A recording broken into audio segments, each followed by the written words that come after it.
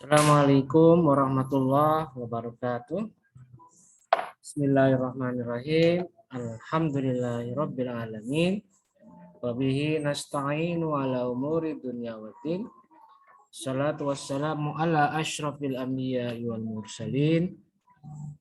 Sayyidina wa maulana Muhammadin wa ala alihi wa sahbihi ajmain. Rabbi shrah li sadri wa yassir li amri wahlul 'uqdatam min lisani yafqahu qawli amma ba'du. Baik, perkuliahan kita hari ini kita buka bersama-sama dengan membaca lafaz basmalah. Bismillahirrahmanirrahim. Baik, mahasiswa HKI semester 5. Sebelum saya mulai, saya sampaikan dulu hari ini saya tidak bisa online langsung ya, tidak bisa mengikuti perkuliahan secara Zoom meeting, secara live karena ada kegiatan. Jadi untuk kali ini, pertemuan kita yang ke-6 kali ini, saya hanya bisa mengirimkan video saja ini. Oke, baik. Kita lanjutkan. Hari ini kita sudah masuk ke pertemuan ke-6 untuk pembahasan materi ketiga ya. Berdasarkan RPS, ini saya tampilkan USP-nya ya, RPS-nya ini dia. RPS. Nah, ini dia. Nah, ini ya. Jadi RPS kita sudah di pertemuan ke-6 adalah pembahasan tentang hadis-hadis Nabi Muhammad SAW yang terkait dengan wali dan saksi dalam pernikahan. Ada 5 hadis yang akan kita pelajari ya. Berdasarkan RPS yaitu ada 5.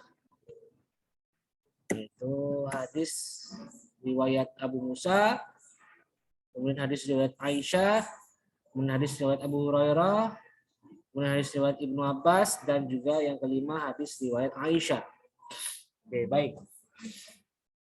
Kita langsung masuk ke modul saya ya. Oke, baik. Saya tampilkan. Modul materi kuliah ketiga. Nah, ini dia ya. Ada 5 hadis. Nah, kita akan bahas satu persatu. Hadis Nabi yang berhubungan dengan wali dan saksi dalam pernikahan.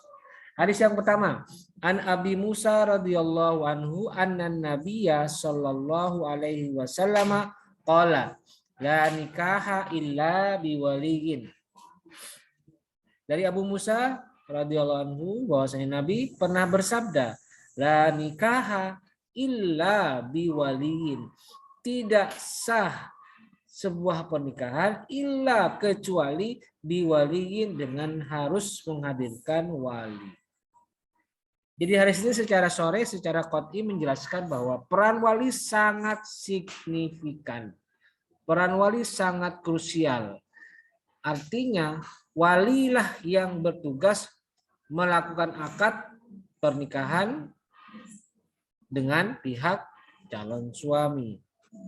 Perempuan bisa enggak? Tidak bisa, karena perempuan itu, karena laki-laki itu adalah yang punya wewenang untuk melaksanakan akad nikah. Jadi hadis ini sudah sore ya, udah clear bahwa wali adalah unsur penting dalam sebuah akad nikah. Sebab tanpa ada wali maka tidak ada pernikahan, tidak sah pernikahannya. Ya. Itu hadis yang pertama, singkat saja. Nah, kita langsung pindah ke yang kedua, ini agak panjang hadisnya. An Sulaiman bin Musa anis Zuhri. Dari Sulaiman bin Musa anis Zuhri, dari Zuhri. Kemudian dari Zuhri itu mendapatkannya dari An Urwata, dari Urwah. Dan Urwah mendapatkannya dari Aisyah. Nah, Aisyah pernah mendengar anna Rasulullah SAW, Nabi Muhammad qala bersabda. Apa sabdanya? Ayyuma imra'atin nakahat bi ghairi idzni waliha. Ayyuma imra'atin, perempuan mana saja, nakahat yang menikah bi ghairi idzni waliha, tanpa izin walinya, fanikahuha batilun, fanikahuha batilun, fanikahuha batilun, sampai 3 kali diucapkan itu. Maka nikahnya perempuan yang menikah tanpa wali, nikahnya batal, nikahnya batal, nikahnya batal. 3 kali Nabi ucapkan itu. Fa inda khala biha, Dan jika suaminya telah mendukhul, menjima istrinya, walahal mahru, maka bagi perempuan itu wajib mahar, wajib mendapatkan mahar 100% tanpa dipotong, tanpa dikurangi. 100%. Mahar itu diberikan kepada perempuan jika sudah dijima oleh suaminya.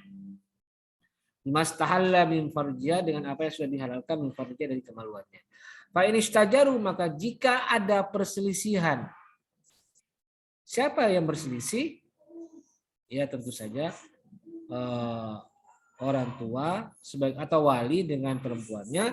Sultan, maka solusinya sultan atau kerajaan atau penguasa itu wali yuman, adalah wali bagi orang la wali yalahu, yang tidak ada wali, tidak memiliki wali bagi dia. Nah, sekarang hadis ini menjelaskan beberapa hal. Yang pertama yang perlu diperhatikan adalah bahwa keabsahan wali sangat berperan dalam pelaksanaan akad nikah. Jadi tidak boleh tidak seorang perempuan tidak menghadirkan wali. Harus ada itu.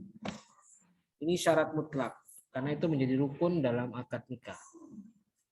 Yang kedua perlu diperhatikan, ini terkait dengan mahar. Mahar sebaiknya diberikan pada saat setelah akad nikah.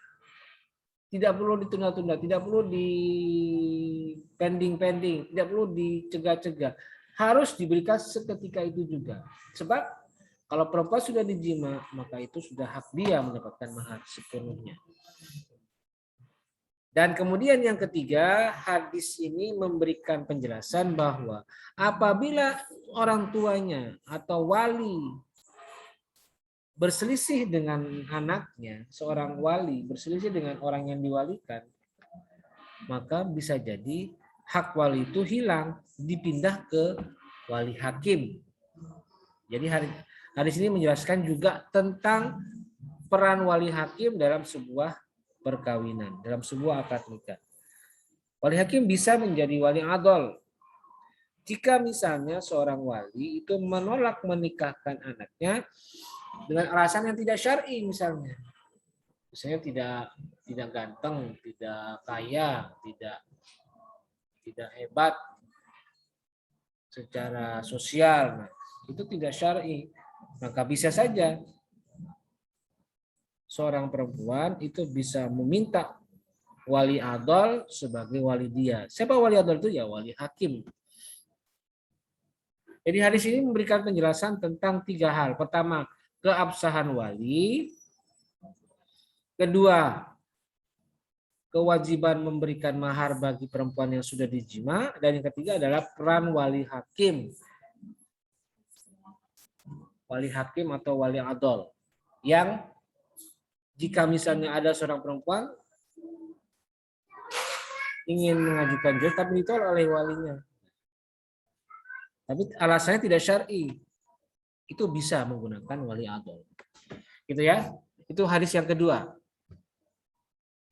Yang ketiga, hadis riwayat Abu Hurairah. Berkata Abu Hurairah, qala Rasulullah sallallahu alaihi wasallam, Nabi bersabda, la tuzawwijul mar'atul mar'ata. Jangan sekali-sekali seorang perempuan itu menikahkan kepada perempuan yang lain. Artinya wali itu harus dari pihak laki-laki. Wali tidak boleh diambil alih oleh perempuan. Wala tuzawijul mar'atu nafsaha, dan juga tidak boleh seorang perempuan itu menikahkan dirinya sendiri. Sebab fa inna zaniyata yallati tuzawwiju nafsaha. Karena sesungguhnya wanita pezina itu yaitu orang yang menikahkan dirinya sendiri.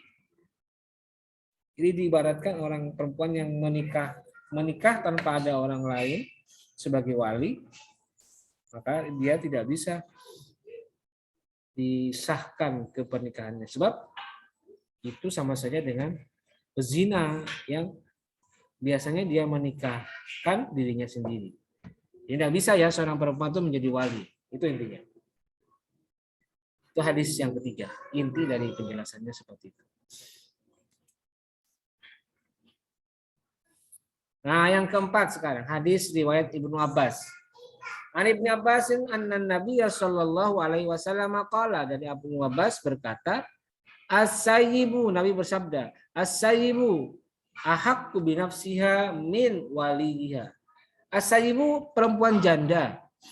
Sayyib, perempuan janda, ahaqqu lebih berhak bi nafsiha pada dirinya sendiri, min waliha daripada walinya. Wal bikru tusta'maru wa idhnuha sukutuha. Wal bikru, sedangkan perempuan perawan itu tusta'maru, dimintakan izinnya. Wa idhnuha sukutuha, dan izinnya perempuan bikr atau perempuan perawan itu berbentuk diamnya dia. Jadi hadis ini menjelaskan tentang proporsi Islam dalam bersikap atas dua perempuan. Satu perempuan janda dan kedua perempuan perawan. Perempuan janda itu sepenuhnya diserahkan kepada dia. Karena dia sudah punya pengalaman pernikahan sebelumnya. Karena pengalamannya itulah maka semua urusan pernikahan berikutnya itu diserahkan kepada dia. Hak mutlak ada pada dia. Sedangkan wali hanya sekedar berperan sebagai pelaksana akad nikah saja, tidak ikut berhak dalam menentukan masa depan janda ini. Sedangkan perempuan perawan itu juga sebenarnya sama, cuma beda penyikapannya. Kata Islam, tusta'maru, dimintakan izinnya. Jadi tetap perlu ada pendapat, ada campur tangan, ada inisiatif dari pihak perempuan.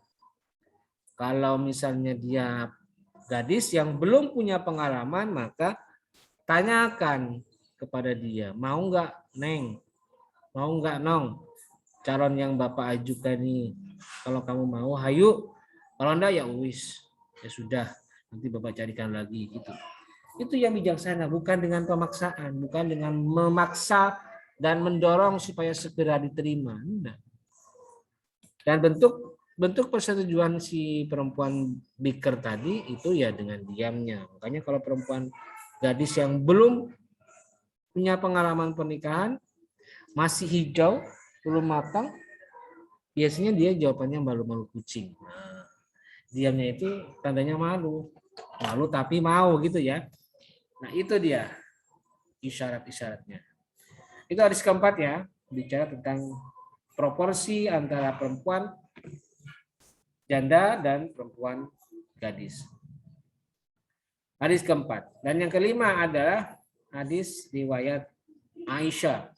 An Aisyah qalat, qala Rasulullah sallallahu alaihi wasallam, dari Aisyah berkata Rasul, la nikaha illa biwaliyin wa syahidai adlin.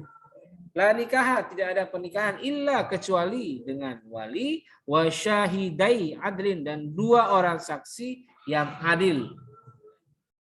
Jadi syarat sah sebuah pernikahan harus dihadiri oleh wali dan dua saksi. Fa in tasyajaru fasultanu waliyuman la waliyalahu. Ini sama seperti hadis yang kedua tadi. Dan jika terjadi perselisihan di antara wali dan perempuan atau calon suami istri, maka fasultanu, sultan atau raja atau penguasa, itu bisa menjadi wali bagi orang yang tidak ada walinya. Ya, sama ya kayak tadi ya. Oke, jelas ya. Itulah 5 hadis yang saya sudah bahas meskipun tidak panjang. Hanya singkat-singkat saja karena saya kebetulan ada kegiatan hari Senin dan hari Selasa. Saya liburkan saja lah. Saya ganti dengan video ini.